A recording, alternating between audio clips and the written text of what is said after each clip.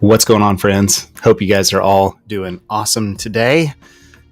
Had some camera issues. That was a lot of fun, but we are live and we've got to go in now. Let me turn this music down. It is rockin' music, but and we don't have time for that. We got some big things to be talking about today. It's going to be a lot of fun. Billy Turner checking in. What's going on? Good to see you. So as we get started today, I want to talk about something that no one is talking about. We are going to be covering the brand new guidance that came out from CISA or CISA, however it is you choose to say it, around the RMM. This specifically is a document called the Remote Monitoring and Management Cyber Defense Plan. And joining with me today is my friend Jason Slagle. I'm going to bring Jason up. What's going on? Oh, I Jason, really deep. That's weird. if sorry about that. If you guys don't know Jason, he is the president of CNWR. More importantly than that, he's a friend of mine, and probably even more important than that for the discussion is that he is a contributor with CNWR to this document. So, Jason, how's it going today? It's going. Right on.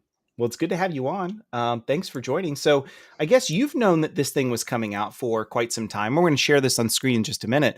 But I don't think a lot of MSPs really had any idea. And I'm not going to lie, I stumbled across this. I knew that you were involved. You sent me pictures when you were in DC, but I was going across and found a news article today on Black Cat ransomware, and it referenced this article. I'm like, wait, what? This thing's out. So I went and clicked on it, and there it was. I don't think a lot of MSPs know about this, right? Yeah, I've seen a little bit. I've seen at least one or two LinkedIn posts, and then it came up in a couple of Slacks I'm in. But I don't know that it's gotten wide publishing. And honestly, I think part of that is the quality of some of the stuff that's come out of CISA in the past has probably been kind of sus and a little bit questionable. So I'm wondering if we've got some amount of the community kind of tuning them out because of that. Yeah, that's fair. I think that's actually really fair. I was looking, ironically, the last live stream I did before I've had a slew of months of travel was specifically on that topic of, if there's some, I don't want to say shade to throw, but a critique for CISA is that it typically has been in the past difficult to consume. If you're an MSP, it's not being. Sometimes it's the terminology that's used. Sometimes there's things a little over here, things a little over there. It's not in a consumable way. I did a live stream on that and actually had a CISA regional director message me and say, "Hey, can we jump on a call?" And I had a great call with him around all of this. And I think there's a lot they can do to make things a little bit more consumable for sure. And I think they're on that journey, right? Yeah, they are. And so I will say that having been out there and met a bunch of the CISA, a bunch of the JCDC people, I don't think it's their fault, right? So like they are government people that do government things, but they are fed by a ton of advisors and they just don't have good advising that will help them to give information out in a way that MSPs can understand, right? So it's like Verizon and Google, like people at this meeting in GE, Honeywell, right? They don't have the ability to know how to talk to an MSP in a way an MSP can understand. Yeah, I agree. And, being at IT Nation Secure a few months ago, seeing CISA there, seeing them have a panel session, seeing them on the vendor floor, talking to people, I can't tell you how awesome that was to see. Cause I'm like, here we are finally 2023. And I love their participation. And I just told them both, I'm like, I am so glad you're here. It means a lot to us. And, she said back to me, she said, everyone's saying that to us. I'm like, you found a warm, welcoming environment. Like it's not that, it's not that we've been avoiding them. I think we've wanted to have CISA kind of get more involved in our ecosphere because if for no other reason, I think MSPs are looking for relevance with clients on why security matters, and CISA can certainly help with that. Don't you think? I think they can, right? If nothing else, they're a good boogeyman, right? Like much like insurance, right? Like we need when dealing with small businesses, we need people like CISA in our corner to show like, hey, I'm not just trying to sell you this thing to make more money. I'm trying to sell it to you to solve this problem that even the government is saying you need to solve. Yeah. Yeah. Well said. Well said. It's good to see Alex Farling checking in here. It's so unfortunate. MSPs need resources that are distilled down further than what VZ, I don't know what VZ is, and Google can Verizon. consume. Verizon. Oh, yeah. Okay. Just talking about their report. Yes. Yes. And, that's what folks like Jason and I and others are here for, is to help you, kind of get into this. Cause I know it can be intimidating for sure. And I come out of a banking ecosystem and world where it's certainly, there's a lot of vernacular that just makes it less approachable for people. So we're working on that. Yeah. It's well Yeah. said. And it's funny because dealing with like the CISA people internally, there is a lot of like her Abby's out of office message had like some 3-letter acronym, TDY, which apparently stands for temporary duty station. I don't know why S and Y are like, yeah, it doesn't make any sense, but apparently it's the government equivalent of out of office. uh, yeah. So it's pervasive. The 3-letter acronyms are pervasive in the government.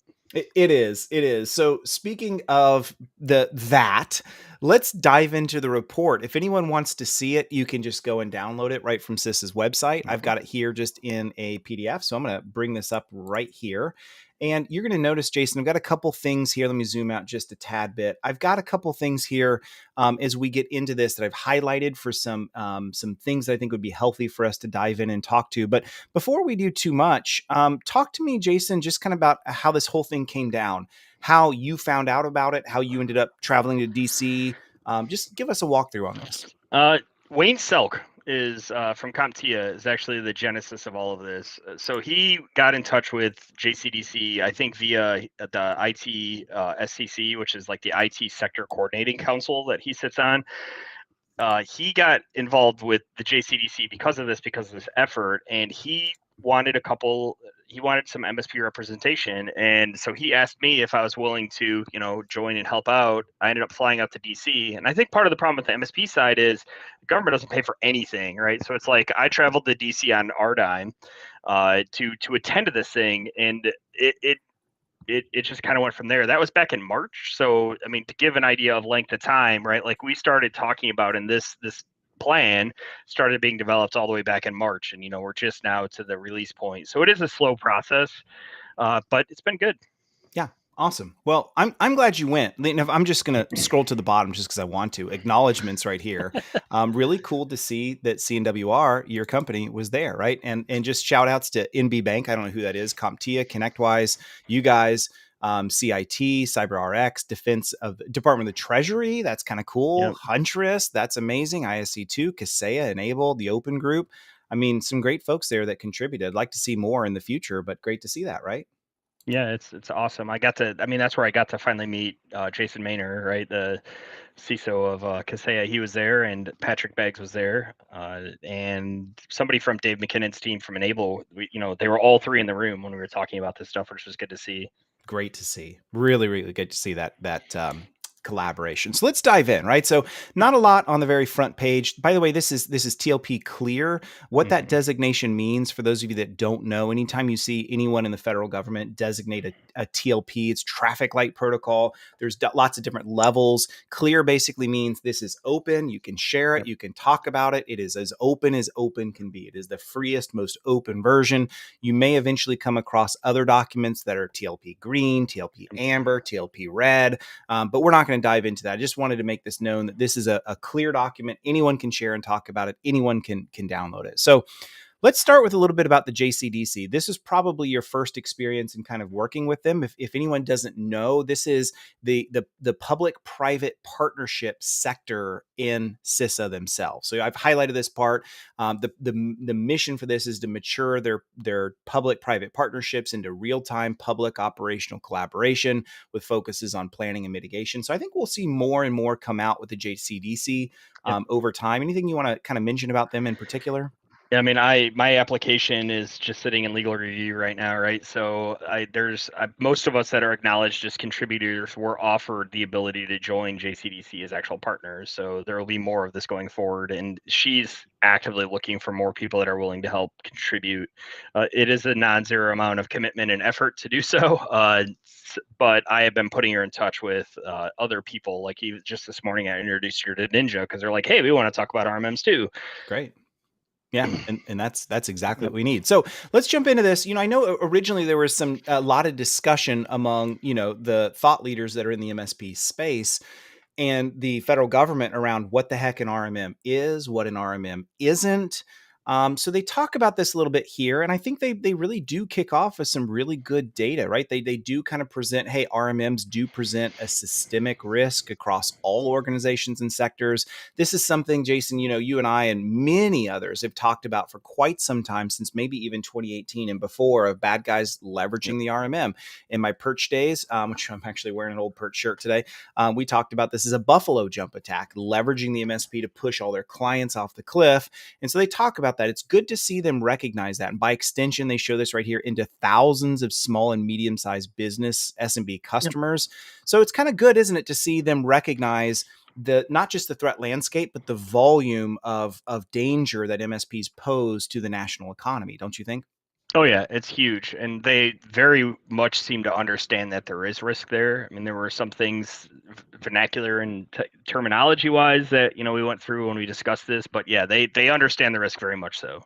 Yeah, yeah. Okay. So that's good, right? And so, not good the risk, but good to see them Yeah. understand that, right? I think that was literally step one for many of us. I remember talking to my friend Harry Perper at MITRE, and he's associated and working alongside CISA. And I remember a few years ago, he's like, man, I just really want them to understand that MSPs stand here in the middle of a colossal supply chain. And I love seeing this, right? Mission accomplished in that regard, right? So they talk about how the RMM can be exploited by bad guys. We know this, nothing special there. And hear us as Jason and I are jumping into this. No one's bashing on RMMs. No one's Yep. bashing on MSPs. Jason himself is an MSP. This is no different than talking about any type of software that can be leveraged by a bad guy for nefarious purposes. I mean, we could have the same conversation about PowerShell, right? Yeah, I think so, right? And I think MSPs get a bad name, especially in security circles, because they are a force multiplier. Right? You can take over one and do the buffalo jump to a bunch of them, but I promise the world without them. And actually, Matt Lee and I are giving a talk at GurCon about it. I promise the world without MSPs is worse than the world with them. That's it right there. I think you nailed it, right? Like, Yep. what's the alternative? There is no better alternative. So I like seeing what CIS's approach is not only are we're not anti MSP, we're pro MSP. Let's recognize there's differences between good MSPs and bad MSPs. Let's recognize that there's no barrier to entry. Let's recognize that we are a young industry growing up. Let's see all those things as they are, and let's work on it. Right. I applaud that. One of the things I thought was pretty interesting in the same highlighted remark here, they talk about, I thought this was pretty interesting. They talk about cascading effects, and it collectively makes up more than the RMM and those services make up more than 40% of all private sector payroll in the United States, just as an example. I mean, that's kind of shocking, isn't it? A little bit. Okay, came back. I got a connection warning. Yeah, it is. So small business is it's critical infrastructure, right? Like, and you have to realize that a good portion of our GDP is small businesses, so we have to do something for them. Yep, exactly. Eddie checking in here saying exactly. Let's focus on making the current situation better than scrapping the whole idea of an MSP. That's right, because I think we're seeing more and more of us all come together on that mission and that mantra. Yep. And that's what security is all about. I mean, we all say this over and over, is that we're all doing this together, rising tides, all boats, we compete for sure, but not when it comes to security. Those are the mantras that we all preach. And I think we all welcome any vendor and any MSP that wants to enter in with that mindset. Right. And for sure. So let's get into this a little bit more. So they reference a 2022 report, 90%. And I felt like it's probably higher than 90, but 90% of US based SMBs, including critical infrastructure, rely on MSPs to supplement their IT, their OT, meaning their operational Yeah. technology, and their factory control systems. I feel like it's probably higher, don't you think? I actually don't. No? Well, it depends on how. Oh, I think I lost you. We'll see if Jason comes back here in just a second. Oh, there you are. I think I Yeah. got you back now. Okay. Yeah. I wonder if Spectrum's having issues again today. So that number to me seems potentially a little high unless you include like break fix, right? If you include what I would consider the traditional MSP business model, which is more proactive, I think that number is probably 70%, right? 60%. But if you include all IT service providers that service small business, yeah, the 90% is probably a little low. Okay. Yeah. And again, we've said it before, we're not going anywhere. Like, No. that's it. This is the way it is, because Small business is never going to be able to manage their IT, especially the more complex it gets, the more need we have for automation, the more need we have for cloud, the more need we have for cybersecurity. All we're doing is we're making the MSP more relevant and more sticky, not less. So they talk about, living off the land attacks and bad guys leveraging this. We've talked for years about living off the land attacks, but I don't want to assume anyone listening today understands that. Can you kind of give me a high level of what CISA means by live off the land attacks and why they're so dangerous? Yeah, I mean, a living off the land attack is using what you already have in place to do your attack, right? So instead of installing, a set of tooling and some other things to do like network monitoring, scanning, it's using the tools that already live there. We see it a lot. You can very easily abuse the Teams installer, for instance, to run other things. There's a ton, an entire huge class of lol bins, living on the land binaries that you can use to do this stuff, and your RMM tool is one, right? Because I've said it multiple times. The only difference between command and control and RMM is RMM has a marketing budget. Yeah. So it's funny you mentioned that because I did a workshop with Huntress this week in Chicago and Orlando, and I mentioned that at the end of the day, what an RMM is an exploit kit ready to go, and people kind of think about it and they chuckle and like, yeah, that's true, and no one's hating on RMMs, right? It's the only Yeah. way that MSPs are going to survive, but we do have to recognize there are certain things that we have resident in our systems that can do very powerful things. It's not just RMMs. We mentioned PowerShell a minute ago, PSEXE. Like there's so many things that exist that if we can use those tools and leverage those against you from a bad guy's perspective, why wouldn't we? Yeah. It just makes it all the more difficult. I mean, maybe quickly, just let's chase this rabbit trail just a bit more. What should MSPs be doing about that? So if they hear that live off the land attacks are difficult because they're harder to detect using native tools, then what do we do as a defensive mechanism against that? You really have to harden the tools that you control that can do that, right? There's no excuse at this point to not have MFA on your entire MSP toolkit. You should be doing SSO if you can, but not if you're not doing conditional access. I would argue if you're putting it back to Office 365, you should be limiting blast radius. So don't do AV exclusions for your RMM tool, right? If your vendor tells you you need to do AV exclusions, you need to push back on that hard, right? Because the second that threat actor drops malware via LabTech or Automate or Kaseya or VSA, whatever your RMM tool is, right? You do not want AV ignoring it just because it came from the trusted source that is your RMM tool. So it's things like that, right? It's securing the tools that you use to not allow them to be abused. Okay. Yeah, that's great. That's helpful, right? And I think those are things that, as an MSP, if you haven't really kind of game plan through those, encourage you to talk to your security Yep. vendors. Any security vendor that you're working with that has detection capabilities that's worth their salt is going to have answers for you on what they're doing to help you around live off the land attacks. But it's not just them; it's you as the MSP understanding. If I were to get some alerts from them, what would I do about that? And how would I take action? Yeah. And how do I understand and know the difference between normal usage, abnormal usage, and malicious usage between each of those, right? Yeah, I mean, we have monitors in place on our RMM so that if scripts are bulk executed, for instance, it pops an alert, right? Like if new commands or scripts are written, it pops an alert, and those things are they're necessary at this point because we don't often push scripts out to run across our entire base, right? And when we do, I would rather take those couple of alerts. Oh, Matt pushed that thing out and it's running across the entire base, and chase that down and spend that little bit of time to confirm that it actually was a positive and somebody actually did it, rather than not monitor on that stuff and have somebody use the RMM to push malware out. Yep, well said.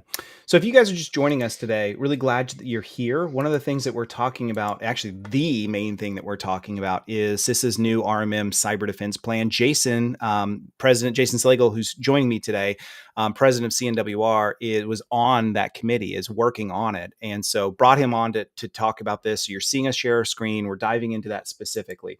So, let's jump in a little bit deeper. Let's go past this. And, Jason, you and I had some discussions around this. We So, did. one of the things that they wanted to kind of really, I think, document in detail. I think let's talk about the spirit of it more than anything. The spirit of Yeah. it is to really help. Now, I think we understand this as MSPs, but the larger industry doesn't understand this is a triangle that's deeper than any pyramid scheme that's out there, right? In the sense that Yeah. we have bajillions of endpoints by lots and lots of small businesses that they mentioned up there earlier, that Yep. 90% of small businesses that are then managed by a very small group of service providers who Yep. then on top of that leverage an even smaller group of RMM. So I think there's laden in this some risk that we should outline. Can you kind of talk to me about this pyramid here and the Yeah. implications?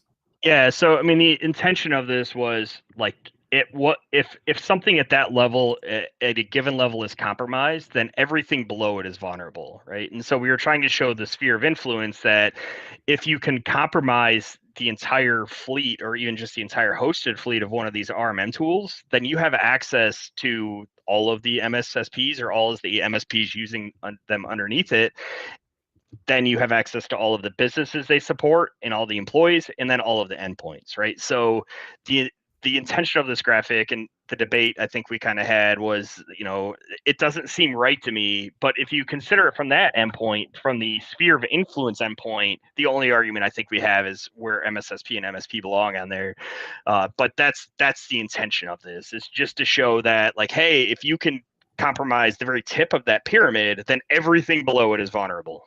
And we've come close before, haven't we? Very close, a couple of times, at least twice that I can immediately think of. Yeah, me too. And we're not here to throw, any shade Nope. or open wounds by any means, but we've come close. One thing that's interesting, we've seen this in my fifth wall days. I'm still an advisor for them. They're awesome folks. Is we've talked about this often, is that we've never seen a national systemic cyber event ever. Not like a Category 5 hurricane that wipes out a big section of Florida. Not like major wildfires that we've seen, for example, in Hawaii. Not like big earthquakes that just, turn a city to rubble. We've never seen the equivalent in cyber.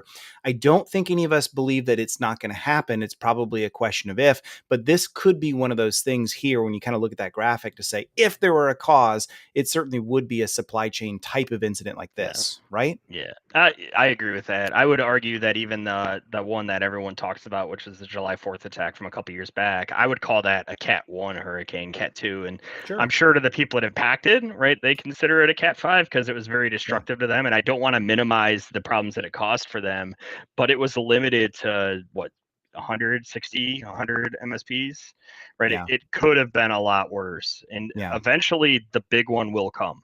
Yeah. Yeah. So maybe another way to say that too is that's maybe an F5 tornado, Yeah. but not a Cat 5 hurricane. So Yeah. certainly impactful to those that were involved, right? So yeah, we want to avoid that. We're all in agreement. Everybody in the US is in agreement. That's bad. We don't want to see that happen. So they kind of give an overview. I'm going to skip by this. I'm going to get down into the mission and the sort of the vision, mission, and goals. So Yep. they talk about, and by the way, this kind of comes full circle back to the national cybersecurity strategy itself. At Empath Cyber, we did a deep dive into that. I had John Hammond join me and I had Matt Lee join me, and we had a lot of fun diving deep into the national cybersecurity strategy. And what's interesting to me before we jump into the vision, mission, goals here of this document is I think one of the arguments a lot of people made about the national cybersecurity strategy is, oh, it's just fluff. It's just sort of like postulating that the president is sort of giving out to everybody without any meat behind it. But I think actually what it is, and this is a good example of it, it sets the tone, it sets the vision, it sets sort of the thinking, and then it's referred to later on down the lane. It's almost like maybe, Jason, I don't know if this works as an analogy, but when JFK said, we're going to the moon, darn it, that's what we're going to do, set the vision, said that's where we're going. Yeah. Now the rest of the few years out of that played out into getting that accomplished. It's almost like what you see in the national cybersecurity strategy. So I was glad to see it even quoted here for that reason. Any thoughts Yep. you had on that? Yeah, I agree with that. It's really easy to look at a document like this and go, well, that's a whole lot of fluff and it doesn't really say anything that they're going to do, right? But there's a couple of things. If you say exactly what you're going to do, then the people that are doing bad things can see it. I promise you that there is a much more detailed version of this document that is TLP Amber, that specifically calls out the lines of effort there, right, and what they plan to do with that. They just can't share that publicly. Okay. It and so this is the high level. These are the general ideas that we're pushing towards. Okay. Yeah, that's good. One thing I realized I meant to cover a little bit, and I skipped by it, is another thing you and I talked about quite a bit, which is, we see managed providers and managed service providers. So Yep. MSPs and MSSPs kind of called out here. And originally there was a little confusion. I'm going to turn chat overlay on because there's a whole bunch of you fine folks on, and I want to hear from you all as well. Can you talk to me about, originally I had confusion here, Jason, because I'm like, well, this error key doesn't make sense because there's a lot of MSPs that don't use Yeah. MSSPs. And then you're like, well, no, that's not the purpose of what this thing was trying to kind of communicate. So it brings up questions for us Yeah. around MSP versus MSSP. Should MSPs be MSSPs? Why are they separated between the two? Can you kind of unpack some of this for us here? Yeah, so I believe the intention of this graphic, right? Because there was a meeting where we talked about this graphic before it went on. The intention was to show the sphere of influence, and basically, from a database high level perspective, it's what are the one to many relationships, right? So one RMM tool supports, one or more MSSPs, which may not even be in the equation, right? So that is like an optional tier there, right? Those MSSPs support one or more MSPs, right? MSPs support one or more businesses with employees, which support one or more endpoints. We can make the argument, there were two really big points of contention that happened in this meeting. And the first one had to do with the definition of an RMM, right? Because the original document they put out was calling like Screen Connect an RMM tool, and we fix that. Now they call out in this document remote access tools because they just didn't understand. But the second big one was, what is an MSP versus MSSP? And man, that is a really tough point of contention to me. And I make the argument that MSSPs generally are not providing end user help desk support, right? They focus only on security tools. So there are MSPs that also provide MSSP functionality, but to me, they're still an MSP, right? And It, that's where I draw the line. it's a fuzzy line, right? It's I mean, it, there's some fuzz there because what if I'm literally marketing that I offer security yep. services? Most MSPs have a tab at the top, cybersecurity, and then they say I'm offering managed security, and maybe it's Huntress that's doing it, maybe it's someone else that's doing it, but they may not disclose that. So the perception is there that I'm doing MSSP work as well, and that really muddies those waters, right? Yeah, I think that there's some weird stuff going on in the industry right now where everyone aspires to be an MSSP, and I don't Why do you realize think you that get. is? I don't know. I wish I could tell you. Like, do you get some sort of like plaque with that second S? Because I mean, we do the things an MSSP does. We don't have in-house SOC. I outsource that right now, right? But even once I do have in-house SOC, unless I decide that I'm going to spin it off into a separate company, which is a discussion we can have here in a minute, I'm still just going to call myself an MSP, right? Because that's the service I'm providing. Whether or not I outsource or insource some of those supplementary security services doesn't matter. I am an MSP because I'm providing end user support to those customers. Maybe there's a case where sometimes I sell MSSP like services, but that doesn't make me an MSSP to me because I'm still selling help desk.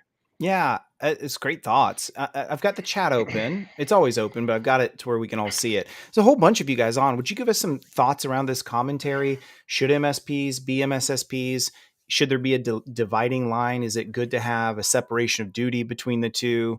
Another question, while we're waiting for some comments to come in from the folks around us, or even some questions, is at what point does an MSP decide to become an MSSP? Let's say Jason and I grow into 25 million in revenue. Kyle Yep. Christensen has a really cool sort of like MSP financial journey map. We actually did this on a webinar with him a while back. And, what happens when we get to 25, 30, 40 employees? We're getting closer to that, 10 million to 20 million threshold. And we really do decide it's time to focus. Like, do I just spin up a new company? What's the best way to do it in your thoughts? So we're close to there, right? Within maybe if all goes well within the next year, I'll probably hire some SOC analysts to try to bring that stuff in house. I believe at that time I will likely move those security services to a separate organization, and I will contract them back to CNWR. There's a couple reasons that there's some liability protections that I don't necessarily want to happen there, and the other thing is if I intend to sell this service to other MSPs, which I think most MSSPs try to do, it makes sense for that to be a separate company. So there's no like, oh, why would I buy something from my competitor thing going on there? Fair point. And this gets into what Farhan just said here Yep. on chat is, there should be a separation of duty. There should Yep. be there should be no pretense of a fox in a hen house. And let me just chase this even a little further because I think it's valuable. What things go into the MSSP versus the spun off, Slagle MSSP? Where do you put the dividing line? Because at some point, the MSP from IT services still has to have some prevention tools at a minimum, probably even some vulnerability scanning and management tools. So, Yep. like, where do you put the dividing line between the two? I think it can vary. Where I would put it is the MSP would still be in charge of, deploying and running antivirus, right? Those vulnerability management tools, and then the MSSP collects the intel and threat feed and log feed from those tools, and they action on alerts that the security tools pop. Okay. Right. To me, that's where the line lives in my line. But again, these are marketing terms. And a thing I've learned, nothing against, I have a ton of friends in marketing, but one thing I've learned is that as soon as marketing gets involved, the lines get really blurry really quick. Yeah, fair point. This comes back to even some of this right here from Cyber Defense Matrix. I've always Yeah. got it handy on my desk next to me. Is maybe at some point you start to say, looking at that matrix, maybe this is where that dividing line of detection sort of serves as a big piece Yeah. of where the separation and the demarcation line exists. I'm curious to know from you guys in chat. Tell me where you think the demarc line exists. Like Farhan, I mean, I agree with what you're saying. Incentives can be misaligned. That's not wrong at all. So how do we design that, and where does that dividing line exist? Because I think we're right. We don't want to have dividing lines. We don't want to have a situation in which it is fox in the hen house, and a salesperson may be misaligned and really wanting to push something, that's not the best thing from a security perspective. May want to hide something because it's not best for them. Maybe where the revenue comes from is much more dependent on one side or the other, and they're not Yeah. treating the client the way they should. We don't want that to happen. It cuts both ways though, because I'm involved with an organization where the IT security function rolls up through finance, and they suffer from a different problem, which is that everything lives in theory and nothing lives in practice. So they push down all these giant edicts that in practice you can't actually implement. Right. So there's definitely a middle ground there somewhere where I agree that there should be separate oversight and governance. I think auditing is supposed to be the thing that does that, but it's really hard to get those lines 100% right because they can swing in both directions too far. Fair, super fair. Okay, so that was a good. I wanted to chase that, like I said before, because Yeah. I think that's a healthy discussion. So getting back into this, vision a secure and hardened RMM ecosystem. Let me just ask you a hard question right now: are we there? And if not, how No, far away are we? we are not there. We are not even close to there. It We are not going to be anywhere near that until installation of these tools is secure by default and can either not be lessened in security or requires positive action from the deploying user to make them less secure. It I'm going to pick on the one that I know, right? Like there's still one of the big RMM tools out of the box still doesn't enforce like certificate checking on agent check-in, right? So it's vulnerable to man in the middle attacks. And there's hardening guides with best practices on how to do that, but I shouldn't have to follow a hardening guide. It should just come out of the box in a secure fashion. Okay, agree. So you mentioned I don't want to talk about that and leave off any other obvious things because people are going to hear that and say, well, what are those other things? So you mentioned certificates, but just at a high level, anything else you'd point to that are like no brainers that every MSP should be thinking about when it Yeah. comes to RMM hardening? I mean, I mentioned the one earlier, AV exclusions, right? Like we should not be requiring AV exclusions out of the box. MFA, all of these tools should require MFA on all users, and we shouldn't have to do weird shenanigans for like integration users to like exempt them from that. And no, just set a really long password, no one will ever guess it, right? Like we we shouldn't have to do any of those things for our. Was that Thunder? Yeah, it's just Wow, that was cool. it's Florida afternoons for you, man. It's going to be bad for another 10 minutes and it goes away in sunshine again. We shouldn't have to do those sorts of things, and I called it out in that meeting out there. Like the lady from JCDC was trying to be nice, and she's like, I don't want to call anyone out here, but I feel like this stuff is not secure by default. And I raised my hand and I said, if you're not going to call them out, I will.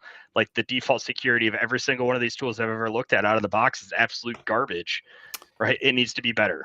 Well, and what is it that Director Easterly said, not just in the cybersecurity strategy, but she even said this leading up to this strategy being released is sort of this idea of maybe we need to push the larger vendors to have a little bit more responsibility. And whether that's a Yeah. Microsoft or that's an RMM vendor, I think that mantra makes a little sense. The bigger guys have to stand up for the smaller guys. I mean, that's the reality.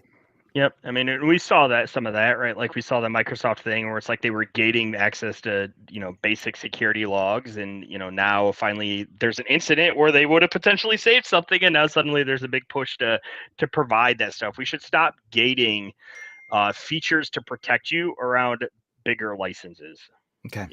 just things like that. Yep. Okay. So that's the vision. The Yep. mission is to get cyber defense leaders, as you see here, to be collaborative. I think we all agree collaboration is always good. Let's play well in the playground together. I would say, let me brag on the RMM vendors to see the CISOs and maybe a deputy come in as well, kind of join together. We've seen them do that before. I think I'm proud of our industry to say, at the top end of the larger vendors, kind of being willing to work together. We not only do we demand that, I think we enjoy being able to speak to that and say, there's collaboration here. And I think that's good. And I think, by the way, a lot of these CISOs coming in from outside the industry is helpful in that regard, Yeah. just to give some commentary, because they've probably been in other sectors where that's the way to the future. So good to see that. And then we get down into kind of two big overall pillars. The first pillar being operational collaboration, which, there's a lot in that, and then end user education. So let's start with the first pillar, this operational collaboration. I highlighted this part here. Major RMM vendors have highlighted their willingness to and desire to work with the group. However, partnerships or forums for sustained collaboration may not always be available to leverage. I'll go so far as to say, I don't even think that exists at this point. Like, should it go through the CompTIA's MSP ISAL, or is there, like, how do we actually functionally begin this collaboration in terms of some more formality here? Yeah, I think that's what they're trying to decide, right? We had a lot of discussions around the best way to do that, and it comes down to meeting people where they're at, right? And so I think that what you'll see, or what I would like to see, and I can't speak to if this will actually happen, would be some methodology where some of these communities can join at some level and receive non-classified operational threat data that they can share with their members, right? And I think that that's the collaboration that they're looking for, but they're also looking for that stuff to flow upstream, right? And you have to get people that are willing to say, like, hey, I'm seeing this thing. And you and I had a really good conversation in the back of an Uber on the way to a helicopter about this, and the FSISAC with how even just silly little data from a number of small sources can be correlated and turned into, oh, there's something big coming, somebody's doing probing stuff, and you would never have seen that in a vacuum looking at one individual endpoint. Yeah, exactly. I'd love to elaborate more on this. I will say, I think I can say this with a fair amount of confidence, that the financial sector probably does, at least in the private sector, does a better job of threat intelligence and sharing and collaboration than any other industry. And one of the reasons for that is they've sort of been mandated into it. And they also have enormous resources to pour into Mm-hmm. it. And they have challenges all and of their own, right? So if you're a small bank and you come into the financial services ISAC, you are overwhelmed with a deluge of information and threat intelligence sharing. You join into any of their intel mailing lists. Yes, they still use those. You're getting 20 emails a day, if not more, with threaded discussions. You just can't keep up. But if you're a full-time threat analyst, well, sure. I mean, that's your job. Yeah. That's your mission. So we're going to have to solve for that, because zero MSPs are going to be able to dedicate a full-time threat analyst role. And not only that, it's also, as you mentioned, there are responsibilities everyone has when it comes to threat intel. At the minimum level, it's a see something, say something. Yeah. It's a, hey, I'm seeing this, I'm not sure about it. Hey, I saw a phishing email. We actually had it blocked, but here's some intelligence that we had around it. Whoa, this one looks interesting because it had some kind of maldoc attached to it, and I don't know anything about the malicious document, but I'm going to share it out for others to see. Right? I saw a URL that really looked strange. I want to share this out. And then you have people that are existing a little higher up the chain that are looking over everything in the aggregate. and saying, what are the trends? What are the bigger things we're seeing? How are we correlating this from a fusion perspective with other industries and the Yeah. federal government? Hey, CISA, hey, DHS, are you seeing what we're seeing? Does this look familiar as well? Is this starting to bubble up? Hey, yeah, we're actually seeing that over here too.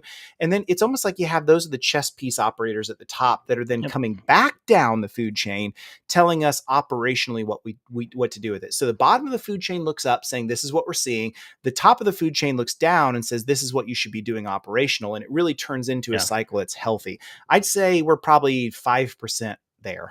Yeah, if that, it's and I think that's what JCDC attempts to do. Like one of the things you can do as a member is you can share threat data, and they will enrich it with other sources of data they have that you have access to, and then you can get that data back enriched with like what other people have been seeing, and that's a huge benefit. I think one of the things that we have to do to get this started is we have to convince the vendors with the stakeholders, not just vendors, everybody, the stakeholders of the entire ecosystem, that this threat intelligence data, it's not a competitive data. It's not like data that you need to protect because it's going to give you a competitive advantage or a marketing advantage or being the first one out there to publish it, or there's a giant race to Reddit or whatever the case is. It's that sharing that data and collaborating, you probably get a better picture of the entirety of the scope of that. And there are certain vendors in our space that are better at that than others, because there are certainly vendors in the space that treat it that way, and we have to kill that. And I think that is basically what LOE1 is trying to do, is like, let's encourage people to stop treating this as intellectual property or something they can capitalize on, and share it around to everybody so we can enrich it and help everyone out. Yep, and it's funny you say that because going back to the when I say 5%, the reason I said 5 and not 0% is because we do have a few vendors that are actually really good at this. Yeah. And one of those we'll just call out by name is Huntress, right? Yep. They're always there talking about what they're seeing. And there's a number of Yep. others. I've seen Blackpoint do the same thing. I've seen a Yep. number of others too. And some are just going to be operationally better at that than others. And that's okay. I would tell vendors that are listening today that say, well, I want to be involved in those things. It's not about me being an ambulance chaser so that everyone looks at me and how great I am. It's about me genuinely trying to help. And so if that's the case, then recognize even if you're seeing a 1% collaboration and someone else is Yep. doing 99%, you're still doing your mission. You're doing your role. You may be in a situation that flips one day and you're in the 99%, maybe because you're more directly involved. And so I think when you establish that mantra of we're here to help, we're here to share, that comes back to you. You'll recognize that other vendors and MSPs say, thank you. I don't even use your software, but thank Yep. you. And I'm willing to work with you when the tables are reversed. And I think that's the way. Yeah, I think it is too, and it's good to see, and you called out Blackpoint and Huntress. I've seen both of them do it. I've seen them collaborate. I've seen Huntress collaborate with ConnectWise, which is something I never, ever in a million years thought I would see. So I think we're starting to see the beginnings of a more collaborative ecosystem. We just need to get the rest of the players to the table. Yep. Very much agree. So if you're watching today, come to the table. And the cool thing is there is no one owns the table yet. Yeah. That will formulate one day, but not yet. So come to the table, make your own table, make your own seat. For sure. So the second pillar is cyber defense guidance. And there's some interesting things here, right? SMBs account for 6.5 million businesses, 40% of GDP. So we know it's major. They've talked about, and I like that CISA sort of, they admit this. We've kind of been top down for the longest time, working at the large side. But I think they've recognized, according to the 2021 US Telecom Cyber Survey, only 13% of SMBs even are aware and follow CISA guidance. So if the vast majority are not even aware, let alone following, and we've also been focused on the top down, whoops, maybe we should rethink some of these things. Now, here's my deal. And I think you agree with this, but I don't want to put any words in your mouth. We don't accomplish this by going to SMBs and saying, hey, CISA matters. Why don't you go read these documents? Because zero of them are going to say, I'm like, well, that's why I have an MSP. They do it for me. So the trick of it is, if we focus on the MSP, that's part of the solution. The other part of the solution is to get the SMB to even care about CISA and Yeah. why their MSP should be following it. What do you think? Yeah, I think that the second half is what CISA can do, right? Is like they have the ability to run like public service announcements and things like that, where they can try to raise awareness of this so that when their MSP comes to them with CISA guidance, they don't just get, I pay you to do that, right? They may actually be willing to have a conversation about it, right? And that kind of goes back to the conversation that you and I had at ChannelCon about, business outcomes, right? Like you need, at some point or another, you need somebody else to lend some credibility to this, so it doesn't just seem like a sales tactic, and we're actually having, this is actually a business related conversation, even though it seems like it's not. And them pushing that awareness, I think, helps all of us. Agree, very much agree. And so, maybe some points back for CISA, is what about even inserting yourself collaboratively with even other, like, for example, FTC safeguards has just come out, right? It has this wide Yep. reaching effect into a lot of different industries. I'd love to see some clarification there to say, one of the things we want to see in the future is your CPA firms should have a mechanism in place according to their size and complexity to work Yeah. with, to receive, and to react upon CISA guidance. Even just a small note like that gives them the freedom to say, well, how do I do that? Well, I have an MSP. Hey, MSP, can I Yeah. just, all I need to do is make sure that you're following CISA guidance. That's all I need. If we can just push them to say, again, business outcomes, that's one of my requirements, but I can outsource that, but I'm still responsible for it. Yeah, I think that gives some more teeth and some Yep. more, hey, this MSP is actually doing something for me for that reason. Yeah, I 100% agree. All right. So last thing we're going to talk about, if anyone has questions here, you're talking to Jason, Jason Slagle from CNWR, one of the folks that was a collaborator in this document. So you got a source of knowledge here. So please ask if you got questions. One of the things they also kind of close on is kind of what's happened and where things are going. So expanding the partnership, we've talked about that quite a bit. What they call whole of nation cyber defense planning efforts. So they say, no one has all the information for sure. So I like this. I highlighted the second part. One of the big things is identifying priority areas to address systemic Yep. risk across the RMM ecosystem, develop well-informed, impactful cyber defense plans. Can you play that out for me? What's that going to look like? I mean, that's 1% down the road, right? We've got a lot to do there. Yeah. What is it going to look like? Yeah, I mean, I think it's getting the vendors, initially the vendors in the ecosystem, to talk to each other and agree on a common set of rules around how we secure these things, right? Like, and then we start taking it downstream from that. Okay, that's good. Um, and I'd love to see what that looks like. They also mentioned the CISA ransomware vulnerability warning pilot and the pre-ransomware notification initiative. I don't think anyone's talking about either of these. Are you familiar enough to talk with either of these? Got links for both of them.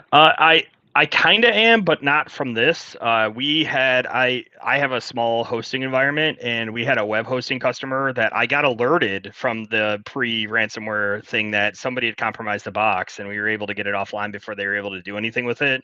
It is something inside of it where if they get threat intel that say they own a command and control server, which does happen, they get control of it or monitoring into it, they can see that a customer is infected or impacted and they haven't yet executed the payload. They will reach out and warn if they have a contact. And that's actually really cool.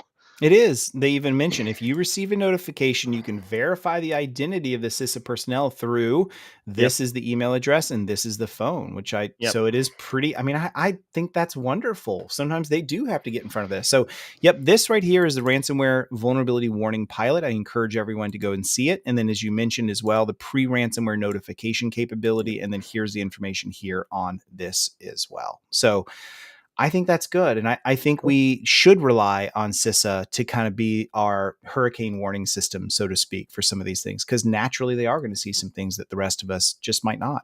Yep. They 100% will. They have a lot more visibility. Yeah, agree. So there you have it. There's how we end. And in case you didn't see it, acknowledgments. I mentioned this at the very beginning, but there is, I think it's kind of awesome. Did you ever think of a day, Jason, that one day you yourself and CNWR, your company, would ever be listed in an CISA document? I mean, that's kind of cool, right? Yeah. If you had told me 5 years ago I was going to fly to DC and sit in a government office to talk about cybersecurity, I wouldn't have believed you. That's awesome. So close us out here as we finish. I'm going to bring the chat back up. This is good for the industry, right? But what do you want to see happen next? We're going to give you the dictator's wand to wave. What do you want to see happen next out of this? I want to see in our industry solidification around some sort of benchmark that can push this stuff forward. My money right now is on probably the CompTIA cybersecurity trust mark, right? Some sort of thing to start to show that individual MSPs have security chops with them, and then we can start to bring vendors into it too, so vendors can have their best practices and all those things. I think that sort of collaborative effort led by some sort of non-vendor led, right? So a neutral third party is what I think we need to start making this happen. I can get behind that, right? Because, there's always been discussion around, should MSPs be regulated? Should there be how do we know that an MSP is an MSP? Why don't we pause that discussion for now and say a much easier next step pathway is let's all get behind Trustmark. And let's say, hey, because they don't have an evil horse in the race in the sense of, that it's some vendor conniving or something. Let's all say this is the standard that we're going to adhere to. And as long as it is reflective of a one person MSP all the way up to the largest, I don't understand why that wouldn't be our next step. And then, I think we could even see potentially some agreements between some of the carriers, the insurance carriers, to say, we'll take a bite out of this risk, given that, there's some delineating differences between those MSPs that have it and those that don't. And we can go from there. So I think that's really good advice. Yep, I 100% agree with that. Where, just as an aside, where is Trustmark in its journey right now? I think the first 30 MSPs are in pilot, or at least been asked if they want to go through pilot. I think the farthest along are sitting about right at the 60% mark. So the controls are solidified. Our next step, I'm on the working group of that. So our next step right now is providing auditor guidelines so that we can have the audited piece of it. Okay, awesome. I'm excited to see that come about. I think that'll be great. As we close, maybe just two more things I wanted to point everyone over to, just so you are aware of a couple things I think are going to be great. One of those, let me share my screen back out if I can get this browser tab to do what I'm trying to get it to do. There we go. One of them is, don't forget, we are doing the cybersecurity masterclass for MSPs. This is done in concert with Huntress, my friends over there. It's really awesome. So we just got done with one yesterday, Chris Cochran and I. And if you guys don't know Chris, he's just an incredible person. And so we have two coming up, one in Dallas, one in LA. You can actually sign into that for free right here. So just huntress.com/cybersecurity masterclass, or just search Huntress Cybersecurity Masterclass. Really good. We do some really great discussion on building your security program, how to use analogies and stories to communicate the value of security. And then the other thing I wanted to share as well is this right here. We're doing, Alex Farling and I are doing a webinar on onboarding from a CISO's perspective. What should you be doing, thinking about as we onboard a new client? What security minimums and security requirements should go into that? So check that out. You can see that on my LinkedIn page if you want to get over to that as well, and you can register right in, or just DM me and I'll give you a link in. So wanted to share both of those. Jason, thank you so much for joining today. This has been super fun. Yeah. Thank you for kind of illuminating where we've been going with this. And if anyone has any final questions, ask them now, because we're about to drop. Other than that, Jason, hope you have an awesome weekend. Anything you got in particular? You get on the bike or anything? What are you going to be doing? I might try to get on the bike this weekend. I've been not feeling a little under the weather all week, so getting back in the gym. I think it's gonna be warm. We're gonna swim. We got a new pool, so we got friends coming over to swim tomorrow. Nice. New pool is the way to go. Yep. Cool. I appreciate that. Glenn checking in, saying thank you. Great breakdown. Have a good weekend. Appreciate that. Share this out to your friends. All you got to do is hit the share button or the repost button, and that'll go out to your links as well. Jason, thanks for joining me. Hope you have an awesome weekend. Everyone that's with us still today, thank you guys for joining as well. And until next time, we will see you later, my friends. Thank you so very much. See ya.